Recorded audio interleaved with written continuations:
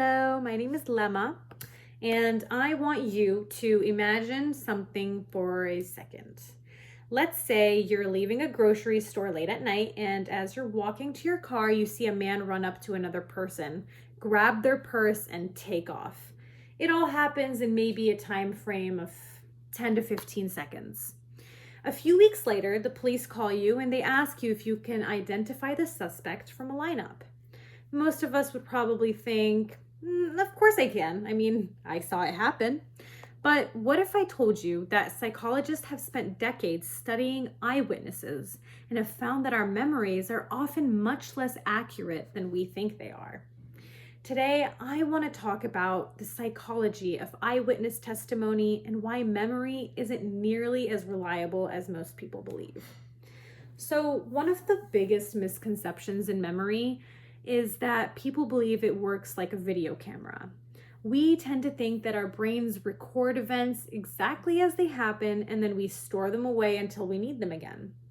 But according to psychologist Elizabeth Loftus in her book Eyewitness Testimony, memory doesn't really work like that. Instead, memory is reconstructive, like a puzzle. In other words, every time we remember something, our brain is rebuilding that memory from pieces rather than replaying a perfect recording. Take this for example. Let's think about maybe your first day in college. You probably remember certain bits and pieces, like maybe where your first class was, who you sat next to, how nervous you felt. But you probably don't remember every single detail of the day. Your brain keeps what seems important and then fills in the rest. According to Loftus, that's exactly how memory works when people witness crimes as well. Now, I want to bring up one of the most famous studies in psychology.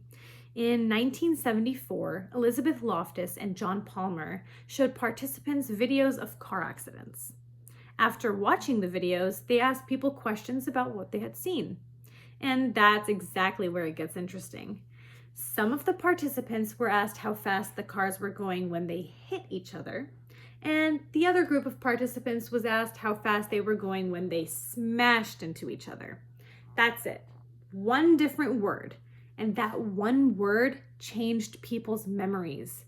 The people who heard the word smashed estimated higher speeds and were more likely to remember seeing broken glass that wasn't actually there. Think about that for a second. Nothing about the accident changed.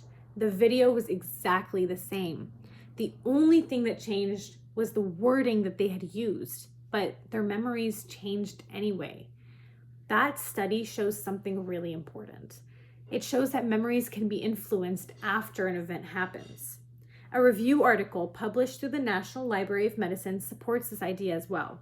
It also explains how memory can be altered by information people receive after an event, including conversations with other witnesses, media reports, and even the way investigators ask questions. So when psychologists say that memory is reconstructive, they mean that our memories can actually change over time. Another reason eyewitness testimonies make mistakes all the time has to do with stress. Let's be honest, most crimes aren't happening in calm, comfortable situations. If someone pulls a weapon on you, your brain isn't going to be focused on memorizing facial features. It's focused on surviving. Imagine walking into a gas station, there's someone carrying a gun. What are you looking at? Well, I would say the gun. You're watching where it's pointed. You're wondering if someone's going to get hurt, and you're paying attention to the threat. What you're probably not doing is wondering, oh, his hair is brown, or her hair is brown. Their eye color, oh, it's blue. Researchers have found that when a weapon is present, witnesses are less accurate when identifying suspects because their attention was focused somewhere else. That's another factor that affects eyewitness testimony. Another thing is time. Have you ever had someone ask you what you were doing on a random Tuesday 3 months ago?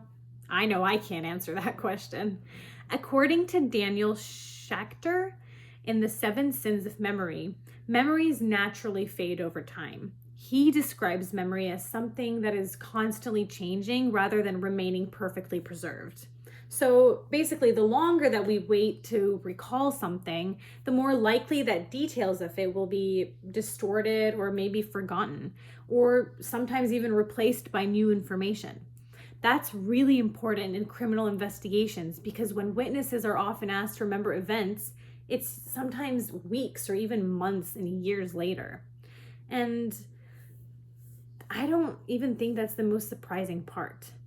One thing is, confidence doesn't necessarily mean accuracy. If I had two witnesses in front of me and I asked them to identify a suspect, and one said, I think that's him, but the other said, I'm absolutely positive that's him, most people would trust the second witness.